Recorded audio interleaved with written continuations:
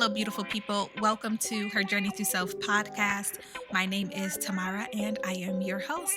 Thank you so much for hanging out with me for another episode this week. Man, this is going to be a very vulnerable episode for me. The whole premise of the podcast is about vulnerability, but some episodes are more vulnerable than others, and this is definitely one of them. Today, I want to talk about emotional weight, what it is, what it feels like, what it looks like, how it shows up, how it expresses itself, how it impacts you and others, the burden that it is. My goal with this episode is really to start a conversation, to shed light, to create space for other people to recognize themselves in my testimony or create space and freedom for them to share their own struggles, to empathize. I often think about this when I'm working out, of course. And I think what influenced this episode was watching Fit to Fat to Fit. So, if you aren't familiar, I learned about Drew Manning from watching the Model Health Show podcast. And he's a personal trainer who felt that he wasn't able to fully empathize with his clients because he's never struggled with weight loss. So he came up with this brilliant idea to walk in their shoes, essentially. So he intentionally lived like his clients. He put on weight. I believe the first time he did it, he put on 75 pounds. He did not work out. He was eating a lot of fast food, a lot of processed food. He ended up with like a fatty liver. Insane. He felt that he was missing the emotional connection, and he did this so he could go on the weight loss journey with his clients because he learned that it's not just physical, far from it. So now there's a series where trainers who also have never struggled with weight put on weight and then they go on the journey of weight loss with their clients. Now, I do have some criticism about the series because there is a huge difference between intentionally gaining weight in a selected time frame for an experiment versus struggling to drop weight or struggling in your wellness or fitness journey because of insecurity or depression or access or just anything. It's the day in and the day out that they can't account for. That battle can't be replicated. The history of the client, the why behind the struggle. So they can only get a snippet of what it's truly like to be the client. And sometimes it's a little funny because they spend 4 months putting on weight, not working out at all. And then they meet with their clients for the very first workout. And the trainers are all like, oh, yeah, I've just been dying for this. And they're not at peak level because, they haven't worked out in 4 months, but they're still powering through this workout. And the client is just standing there looking at them like, oh, yeah, I wish this was harder for you. You still don't understand. I mean, because they still have that muscle memory and the psychological aspect isn't there fully. Granted, the journey back to being fit, they do have similar feelings, insecurities about their bodies, a little struggle with the workout, but it's just not the same. But anyway, you can find some of the episodes on YouTube if you want to check it out. But when I'm going through an emotional battle, it definitely affects my fitness. So now I'm fighting two battles. And I've probably mentioned this before that everything for me becomes a goal. I know that for a lot of people, fitness becomes healing. It becomes an outlet. And I don't know if it even started out like that for me because I'm always so focused on hitting a goal and being successful, so much so that I made a career out of it. I became a fitness professional. I found another purpose and I added more pressure onto myself because not only have I trained, I've become certified. So now I'm telling myself, I should not let my excuses win. I should no longer struggle because if I do, then I'm a fraud. How can I call myself a professional? So there's that emotional weight. At the present moment, I'm dealing with the emotions from pre pregnancy and post pregnancy because when I found out I was pregnant, I was not happy with where I was physically. And then I was upset with myself for not being able to, quote unquote, get my life together before finding out that I was pregnant. And now that I am pregnant, I'm stressed about not gaining too much weight. And now, although I have lost the pregnancy weight, I'm still not where I want to be physically. So now I'm stressed about that again. And then I'm still mad at myself for, quote unquote, not being able to get my life together in spite of everything that has occurred. I am well aware that I had a baby at the beginning of a pandemic and that I wasn't able to go back to work and that I had to move out of my apartment and I had to move home and that I basically became a stay at home mom and that I had to go weeks. I still have to go weeks sometimes with my husband traveling, going out of town, and I'm at home with the baby. There has been a lot of change. These are huge changes, these are hard changes, but I still believe that I should be able to succeed, to super succeed in spite of all of it.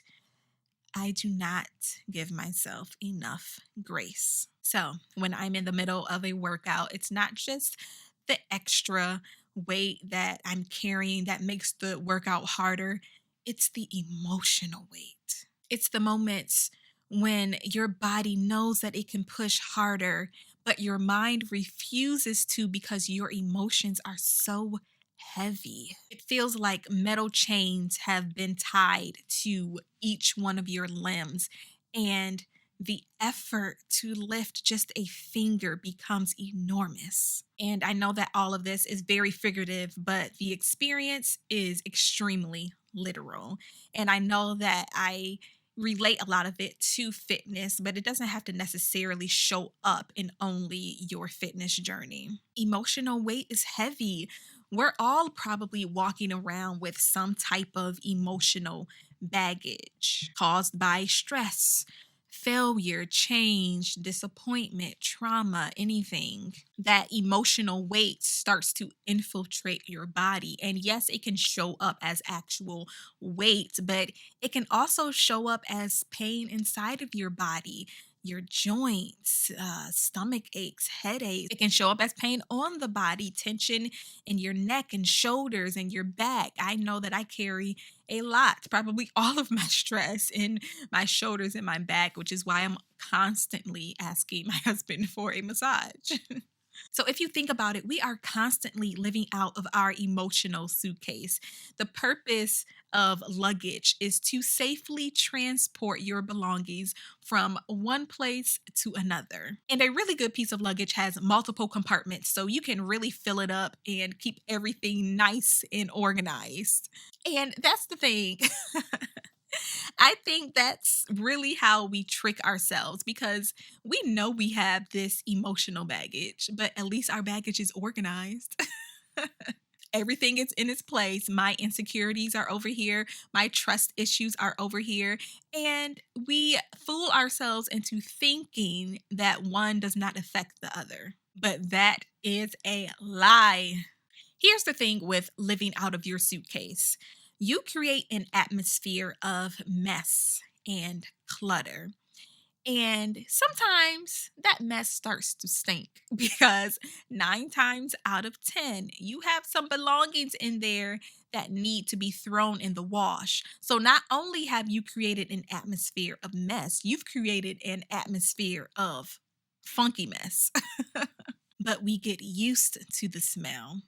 But we also know that the smell is there, so we start to isolate because we don't want anyone else to smell it. We don't want anyone else to even know that it's there. We don't want people to know that we've been home for a week, maybe a month, and we still haven't unpacked.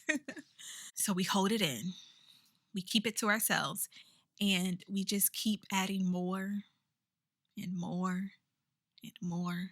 And this emotional weight just keeps getting heavier and heavier and heavier. It robs us of our joy. It robs us of our tenacity, of our ambition. It robs us of our relationships. And I'm not here to say just get up and do it, just get over it. Although I say that to myself too much, but I know it doesn't work because I know the why behind the struggle. There's a why behind your struggle. You're not lazy. You're not broken. You're hurt. You're tired from carrying this heavy load, probably all by yourself for far too long. So, let's start here in this moment right now. Because I know this is typically the moment where we want to walk past that overflowing suitcase instead of dealing with it.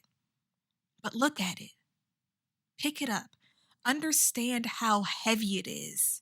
Yes, I want you to feel it because it's real. Acknowledge it.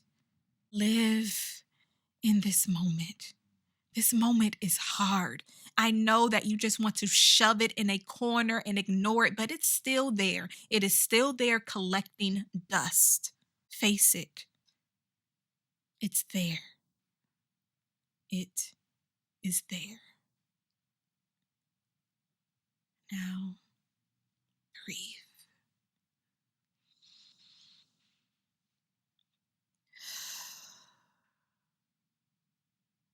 It's time to unpack. And we don't have to do it all at once.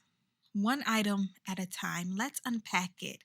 How I unpack is going to look differently from how you unpack. But I want us to work from the inside out. And this is the first step, to acknowledge it. Spend some time here. Maybe write out what you're feeling or speak what you're feeling. Maybe write a list of the things that need to be cleaned out. Make a plan for how you're going to clean it out. Create a routine. Most importantly, I want you to acknowledge the time that it is going to take.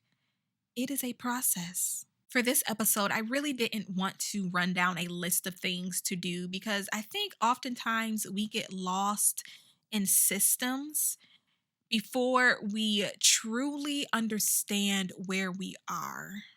Before we bring true awareness to the root cause, we just jump right on in. But I think this is necessary to really allow ourselves to feel it, to see it, to really understand where we are. And if this episode has been triggering for you, I want you to take some time to recover.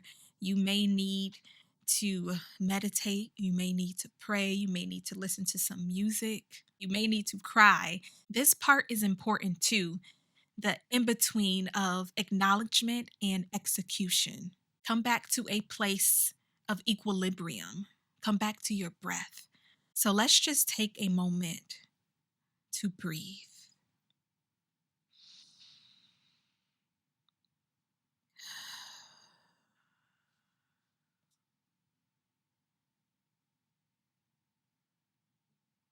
There is healing in this moment.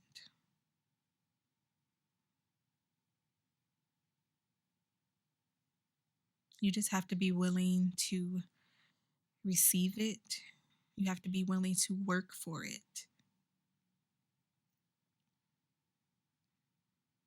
You are worthy of healing.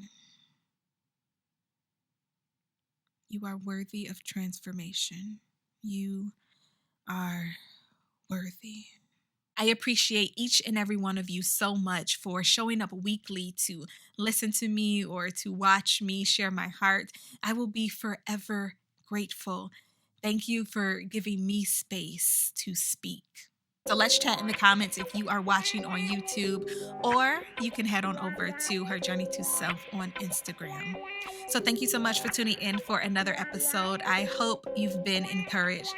Until next time, peace, love, and light.